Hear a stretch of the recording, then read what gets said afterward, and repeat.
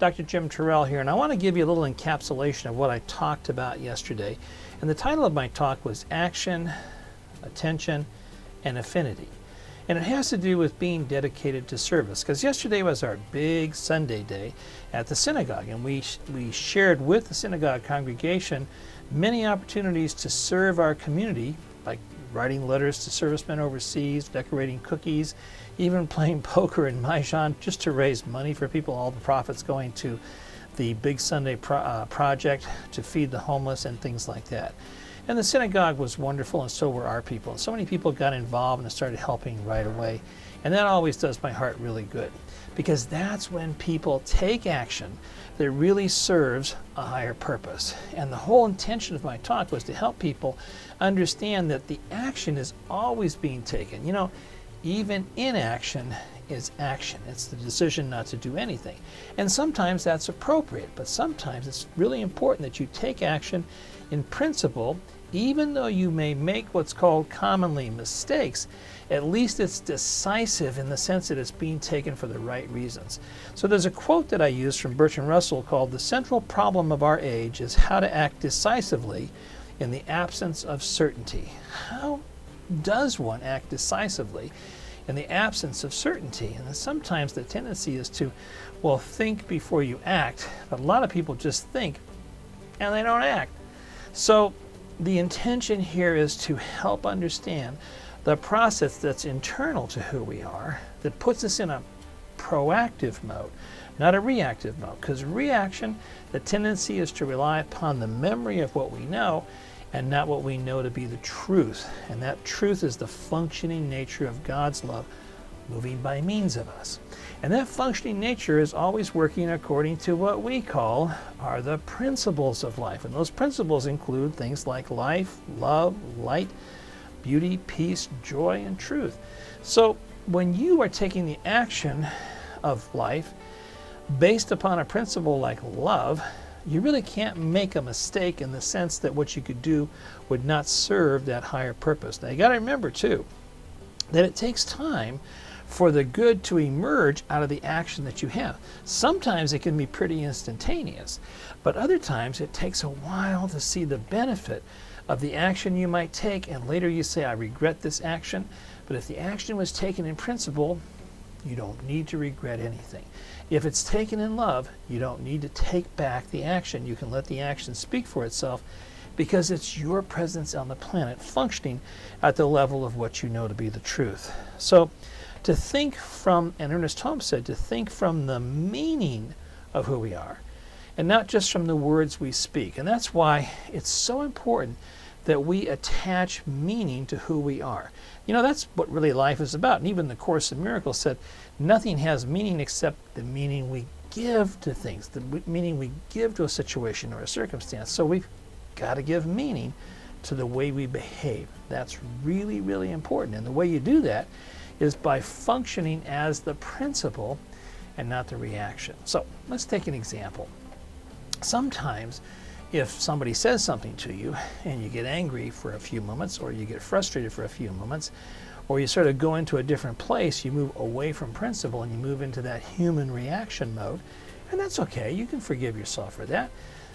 But if you've got a trained mind that knows how to come back to love, or come back to peace, or come back to beauty, and you start functioning from that principle, then what happens is the meaning begins to emerge of who you are, what you were created to express in your life. And that's oh so important for you to get. So what we've got to learn is to think from the meaning. Every principle is a point of action. That means love is a point of action which we personalize by making sure that's the meaning of the words we're saying, that's the meaning behind the actions that we're taking. So then we also want to bring to the table all that unconsciousness, that fear, uncertainty, and trust, fear, uncertainty, and distrust, which is what I call FUD. You don't want to live in the FUD. You want to live in the FAB, faith, acceptance, and belief. So I said, when you get up in the morning, you got to come from faith, not fear. If you're in fear, you got to move right over to faith. If you're in, if you're in that sense of of uncertainty, you got to move right into acceptance that what you're doing today and how you're functioning today is going to serve a higher, greater, and more expressive purpose of who you are.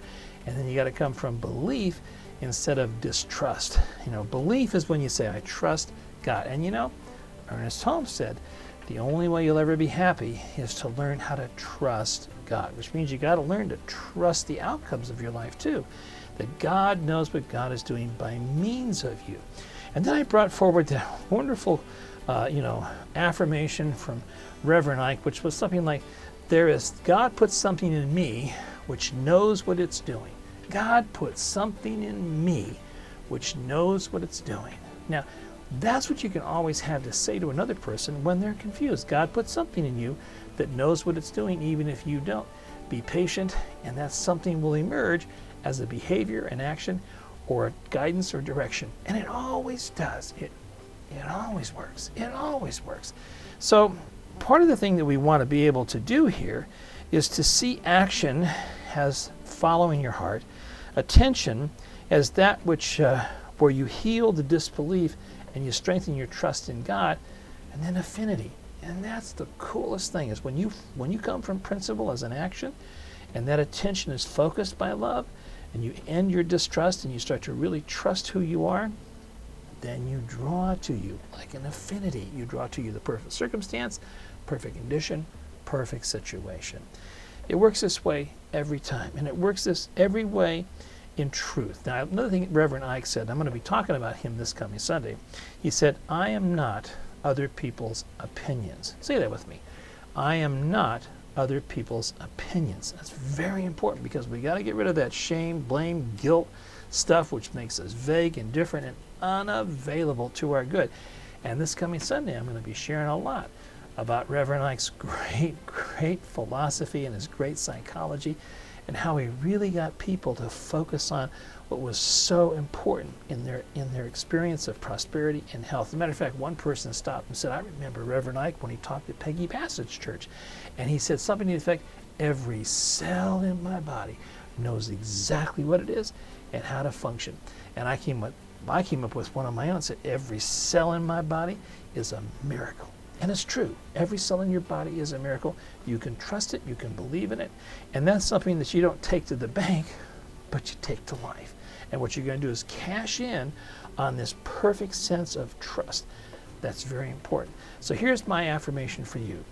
Everything in your life functions at the highest level of your thought process. And today, your process is so high in love, so high in peace, that it renders to you a life you've never seen before, but's always been there. God bless you. I look forward to seeing you on Sunday.